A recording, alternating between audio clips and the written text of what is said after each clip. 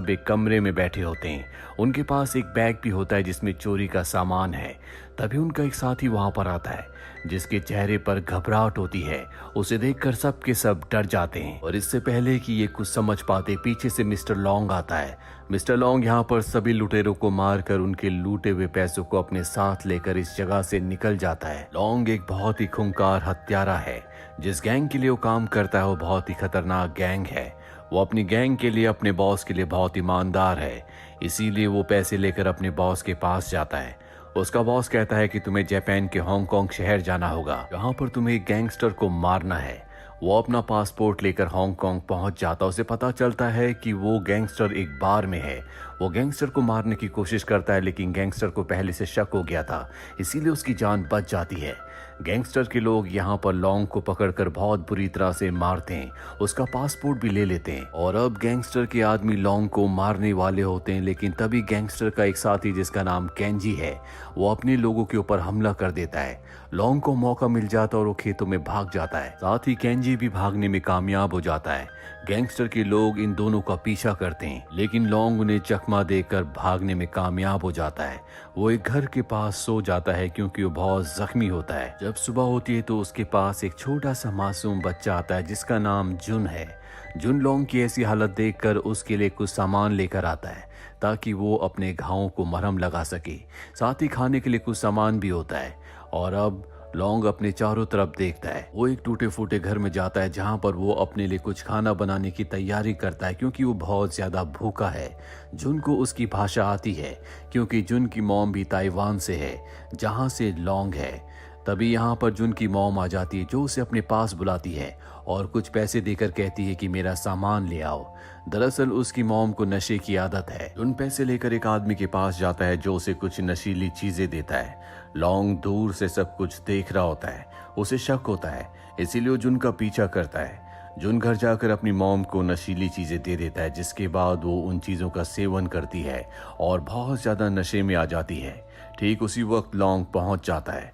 Long को ये देखकर बहुत बुरा लगता है कि उसकी मॉम अपने बच्चे का ध्यान नहीं रखती बल्कि उससे नशीली चीजें मंगवाती है। इसीलिए वो उसका सर पानी में डुबाता है ताकि वो नशे से बाहर आए। साथ ही उसकी नशीली चीजों को ले लेता है। जुन की मॉम बेहोश हो जाती है। जब उसे होश आता है तो उसे लॉन्ग ने बांध दिया होता है। लॉन्ग यहाँ से निकल जाता है। दरअसल लॉन्ग को आज अपना बचपन याद आ गया क्योंकि उसकी मॉम को भी नशे की आदत थी और जुन में उसने अपने बचपन को देख लिया होता है। लॉन्ग देखता है कि सड़क के किनारे एक ट्रक है जिसके अंदर मोबाइल है। वो चुपके से मोबाइल उठा लेता है और जापान में ही अपने एक साथी को कॉल करता है। वो कहता है कि मुझे कुछ पैसों की जरूरत है, पर वो कहती है मेरे पास कोई पैसे नहीं है। लॉन्ग इसके बाद उसी टूटे फूटे घर में वापस आ जाता है जहां एक बार फिर से वो अपने लिए खाना बनाता है। तभी वहां पर हैरी नाम का एक आदमी आता है। वो उसके खाने को टेस्ट करता है। हैरी को उसका खाना बहुत अच्छा लगता है। वो लॉन्ग को अपने साथ अपने घर ले जाता और कहता है कि तुम मेरे लिए आज से खाना बनाना। और अब खाना बनाने के बाद हैरी, लॉन्ग और जुन तीनों मिलकर घर के बाहर बैठकर खाना खाते हैं। अभी वहां पर हैरी के नेबर्स आते हैं। वो कहते हैं कि हमें तुम्हारे घर से खाने की बहुत अच्छी खुशबू आ रही थी। वो भी उस खाने को टेस्ट करते हैं। उन्हें खाना बहुत अच्छा लगता है। नेबर कहते हैं कि हमारे घर में जल्दी एक पार्टी होने वाली है, मैं चाहती हूँ कि उसमें लॉन्ग खाना बनाए। लॉन्ग भी उनकी बात मान जाता है। जल्दी वो दिन आ जाता है जब लॉन्ग हैरी के पड़ोसियों के घर जाकर उनके मेहमानों के लिए खाना बनाता है। वो अलग अलग तरह का बहुत सारा खाना बनाता है जो कि सभी मेहमानों को बहुत पसंद आता है। सभी लॉन्ग से कहते हैं कि तुम्हें खाने का काम शुरू करना चाहिए, तुम बहुत अच्छा खाना बनाते हो। यहाँ सबको पता चलता है कि वो ताइवान से आया है, उसके पास पैसे नहीं है। सब उसकी मदद करना चाहते हैं, इसीलिए सब उसे कुछ न कुछ देते हैं। सारा सामान लेकर लॉन्ग वापस आ जाता है। जुन देखता है कि उसकी मॉम अब पहले से बेहतर है। अगली सुबह लॉन्ग को और जुन को कुछ समझ नहीं आता कि वो इस सामान का क्या करें। तभी यहाँ पर हैरी और उसके नेबर्स आ जाते हैं जो लॉन्ग की मदद करते हैं। वो उसके टूटे फूटे घर को ठीक करते हैं ताकि वो यहाँ पर रह सके।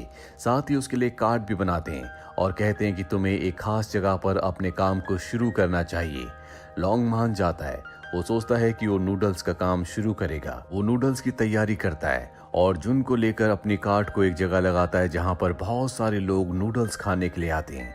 हैरी और उसके नेबर्स भी ये देखने के लिए आते हैं और बहुत खुश होते हैं कि नूडल्स सबको बहुत पसंद आ रहे हैं।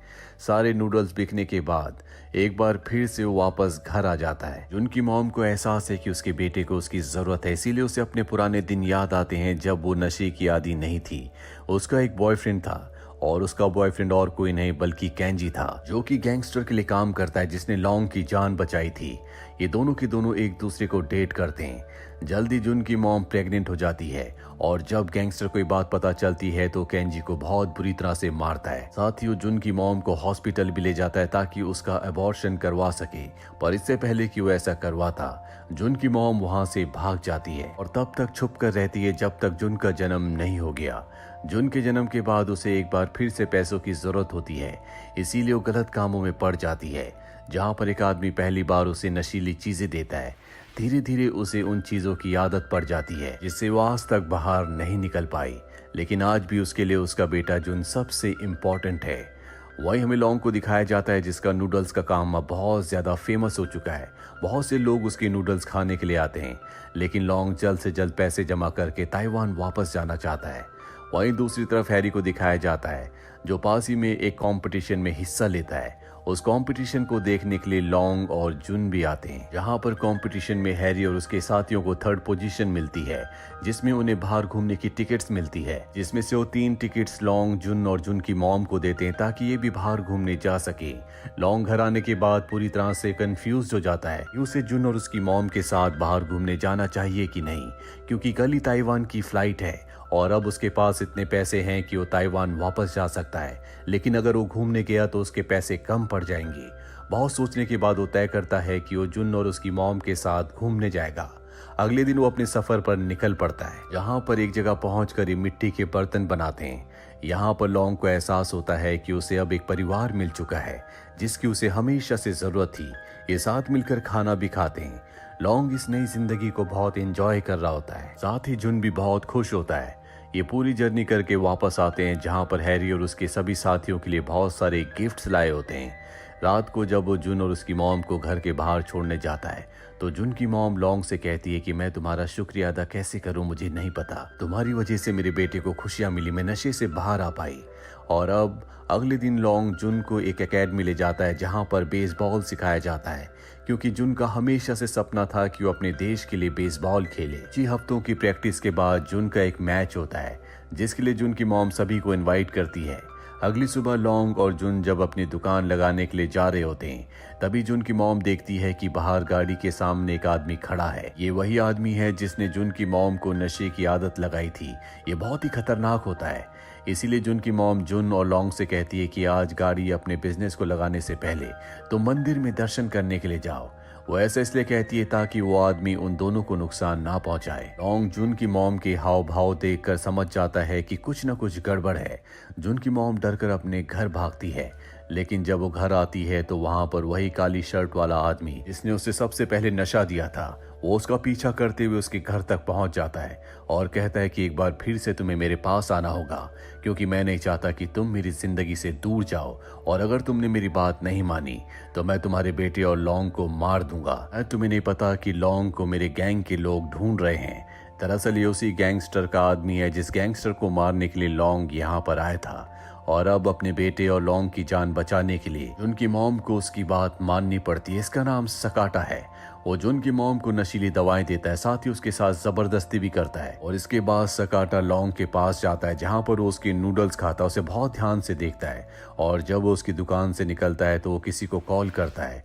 लॉन्ग को उस पर शक हो जाता है, इसीलिए जल्दी से वो जुन को लेकर घर जाता है, जहां पर वो देखता है कि जुन की मॉम अब इस दुनिया में नहीं रही, क्योंकि वो ऐसी जिंदगी नहीं जीना चाहती थी।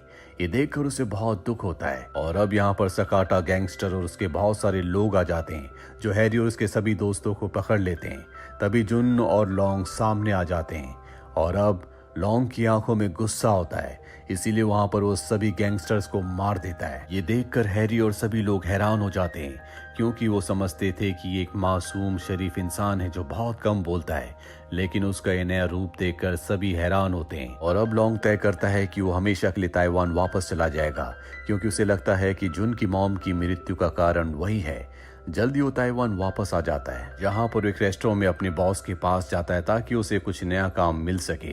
तभी वो रेस्टोरेंट से बाहर देखता है जहाँ पर हैरी, जुन और बहुत सारे और भी लोग होते हैं जो उसे जानते थे।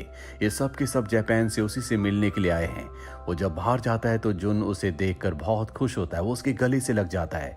दरअसल वो भी जुन से बहुत प्यार करता है। इतने वक्त जुन के साथ रहने के बाद वो जुन को अपने बेटे की तरह समझता है और अब जुन भी ये तय कर चुका है कि वो लॉन्ग के साथ ही रहेगा। लॉन्ग भी तय कर लेता है कि अब वो बुरे काम छोड़ देगा और जुन की परवरिश करेगा, इसीलिए वो अपने बॉस के काम को छोड़ देता है।